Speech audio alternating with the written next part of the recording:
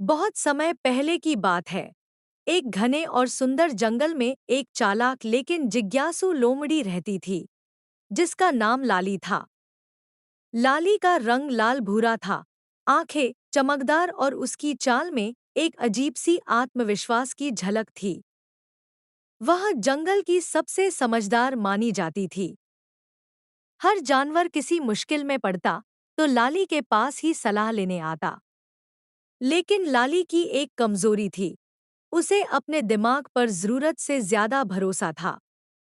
वह मानती थी कि वह कभी गलती नहीं कर सकती। जंगल के बीचों बीच एक सुंदर तालाब था। उसके चारों ओर ऊंचे ऊंचे पेड़, फूलों से लदे झाड़ और हरी भरी घास थी। सुबह के समय वहां मोर नाचते, हिरण पानी पीने आते और चिड़िया मीठे स्वर में गाती। वही लाली का पसंदीदा स्थान था। वह अक्सर वहां बैठकर अपनी बुद्धिमानी पर गर्व किया करती।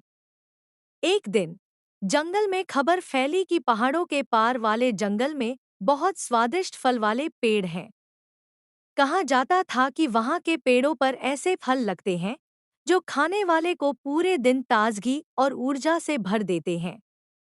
यह सुनकर लाली का मन मचल उठा। उसने सोचा, अगर मैं उन फलों को खोज लाऊं, तो पूरा जंगल मेरी तारीफ करेगा। सब कहेंगे कि लाली न केवल बुद्धिमान बल्कि बहादुर भी है। अगले ही दिन सूरज उगते ही लाली ने अपना सफर शुरू किया। उसने अपने दोस्तों खरगोश मोनू, तोता टीटो और साही गोलू को बताया कि वह नए जंगल की खोज पर जा रही है। सभी ने उसे चेताया, लाली, वो रास्ता बहुत कठिन है। वहां घने पेड़ों और झाड़ियों के बीच रास्ता खो जाना आसान है। लाली मुस्कुराई और बोली, तुम लोग चिंता मत करो, मैं रास्ता भूलने वाली नहीं हूँ। मेरी सूंघने की शक्ति बहुत तेज है और मैं अपने निशान छोड़ती जाऊंगी। यह कहकर वह निकल पड़ी। शुरुआत में सफर बहुत सुहाना था। हवा ठंडी थी, सूरज की किरणें पत्तों के बीच से छनकर आ रही थी और रास्ता फूलों की खुशबू से महक रहा था। लाली उछलती कूदती आगे बढ़ती रही। लेकिन कुछ ही घंटों में जंगल घना होने लगा। रास्ता संकरा हो गया और पेड़ों की शाखाएं इतनी पास आ गईं कि सूरज की रोशनी भी मुश्किल से नीचे पहुंचती। लाली ने अपने पंजों से मिट्टी पर निशान बनाए ताकि वापसी में पहचान सके। लेकिन थोड़ी देर बाद बारिश शुरू हो गई और उसके सारे निशान मिट गए। लाली को एहसास हुआ कि वह शायद रास्ता भटक रही है। उसने चारों ओर देखा, हर दिशा एक जैसी दिख रही थी। पेड़, झाड़ियाँ और सूखे पत्तों की परतें। उसने सोचा, कोई बात नहीं, मैं अपनी सूंघने की शक्ति से रास्ता ढूंढ लूंगी। वह आगे बढ़ी, लेकिन हवा में बारिश की गंध थी, जिससे कोई खास गंध पहचानना मुश्किल हो गया। अब लाली के मन में हल्का डर बैठने लगा। उसने पहली बार खुद को अकेला और असहाय महसूस किया। सूरज ढलने लगा। जंगल में झींगुरों की आवाजें गूंजने लगी और अंधेरा फैलने लगा। लाली ने सोचा, शाम तक मैं वापस पहुंच जाऊंगी। लेकिन जितना वह आगे बढ़ती, रास्ता उतना ही उलझता गया। कभी किसी पहाड़ी की ओर जाती, तो कभी किसी सूखी नदी के किनारे पहुंच जाती। थोड़ी देर बाद वह थककर एक पुराने पेड़ के नीचे बैठ गई। बारिश थम चुकी थी, लेकिन आसमान बादलों से घिरा था। ठंडी हवा चल रही थी। दूर कहीं उल्लू की आवाज आई और झाड़ियों में कोई जानवर हिला। लाली का दिल धक धक करने लगा। वह धीरे से बुदबुदाई, काश मैंने अपने दोस्तों की बात मान ली होती। शायद अब तक अपने घर पहुंच गई होती। अचानक झाड़ियों से एक आवाज आई, कौन है वहां? लाली चौकन्नी होकर खड़ी हुई। सामने एक बुजुर्ग कछुआ निकल कर आया। उसके खोल पर काई जमी थी और चेहरा शांत लेकिन समझदार था। कछुआ बोला, लगता है तुम रास्ता भूल गई हो, बच्ची। लाली ने सिर झुका लिया, हाँ दादाजी, मैं पहाड़ों के पार वाले फलों की खोज में आई थी, लेकिन अब रास्ता नहीं मिल रहा। कछुआ मुस्कुराया, जंगल में घुसना आसान है, लेकिन बाहर निकलना मुश्किल। इस जंगल को कई बार ऐसे घुमावदार रास्तों से बनाया गया है कि जो अपने मन पर भरोसा करता है, वही अक्सर खो जाता है। लाली चुप रही।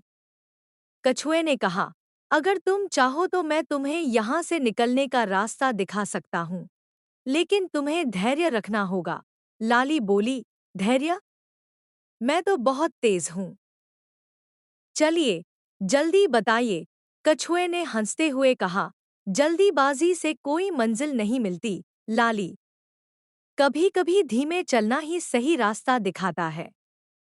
कछुए की बात लाली के सिर के ऊपर से निकल गई, पर उसने सोचा कि फिलहाल इसके साथ चलना ही ठीक रहेगा। दोनों चलने लगे। कछुआ धीरे धीरे चलता और लाली बार बार अधीर होकर आगे झांकती। रास्ते में उन्हें एक टूटी हुई लकड़ी का पुल मिला, जिसके नीचे गहरा पानी था। लाली बोली, मैं कूदकर पार कर लेती हूँ। आप बाद में आइए। कछुए ने कहा, नहीं बच्ची, अगर पुल कमजोर है तो समझदारी यही है कि दूसरा रास्ता खोजा जाए। लाली ने ध्यान नहीं दिया और कूद पड़ी, लेकिन पुल बीच में ही टूट गया। वह गिरते गिरते किसी तरह पास की शाखा पकड़कर बची।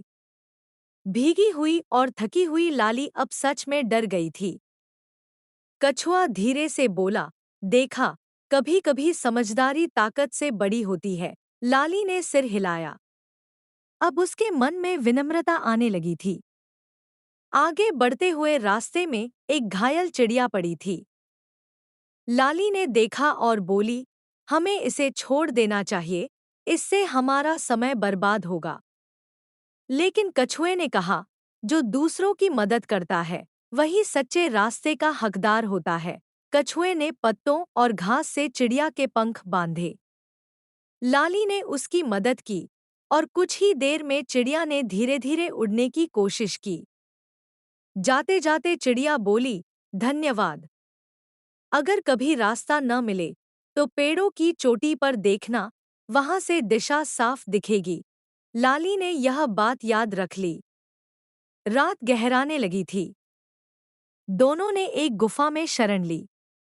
लाली को नींद नहीं आ रही थी। वह सोच रही थी, मैं हमेशा सोचती थी कि मैं सबसे समझदार हूँ, लेकिन असली बुद्धिमानी तो धैर्य, विनम्रता और दूसरों की मदद में है। सुबह हुई तो चिड़ियों की चहचहाहट से जंगल गूंज उठा। लाली ने चिड़िया की बात याद की और पेड़ की चोटी पर चढ़ गई। ऊपर से उसे दूर दूर तक जंगल का नजारा दिखा। उसे सूरज की दिशा में एक हल्की सी धुंधली पगडंडी दिखाई दी। उसने खुशी से कहा, वो रहा रास्ता। कछुए ने मुस्कुराकर कहा, अब तुम खुद रास्ता पहचान सकती हो, क्योंकि अब तुम में घमंड नहीं, समझ है। दोनों ने उस दिशा में चलना शुरू किया। कुछ ही घंटों में लाली अपने जाने पहचाने जंगल के किनारे पहुंच गई। तालाब की चमकती हुई लहरें देखकर उसकी आंखें भर आईं। उसने कछुए का आभार व्यक्त किया, आपने मुझे सिर्फ रास्ता नहीं दिखाया, बल्कि जीने का तरीका सिखाया। कछुआ बोला, याद रखना लाली, बुद्धिमानी सिर्फ चालाकी नहीं होती। असली समझ वो है जो डर, गलती और धैर्य तीनों से सीखी जाती है। लाली ने सिर झुकाकर प्रणाम किया। जब वह वापस अपने दोस्तों के पास पहुंची, तो सबने उसे देखकर खुशी मनाई। खरगोश मोनू बोला, हम तो सोच रहे थे तुम खो गई हो। लाली मुस्कुराई, हाँ, मैं खोई थी, लेकिन अपने रास्ते से ज्यादा मैं अपने अहंकार में खो गई थी। उस दिन के बाद लाली पहले जैसी नहीं रही। वह अब हर छोटे बड़े जानवर की मदद करती, सलाह देती, लेकिन विनम्रता के साथ। जंगल में अगर कोई रास्ता भूल जाता, तो लाली उसे ढूंढने जाती और कहती, डरना मत, गलत रास्ते से ही सही रास्ता बनता है। धीरे धीरे जंगल में उसकी कहानियां फैल गईं। अब लाली को चालाक लोमड़ी नहीं, बल्कि बुद्धिमान लाली कहा जाने लगा। और जब भी कोई नया यात्री जंगल में आता, तो पुराने जानवर कहते, अगर तुम रास्ता भूल जाओ, तो पेड़ों की चोटी पर देखना, वहीं से सच दिखता है। कहानी की सीख। घमंड हमें रास्ते से भटका देता है, जबकि धैर्य, मदद और विनम्रता हमें सही मंजिल तक ले जाती है।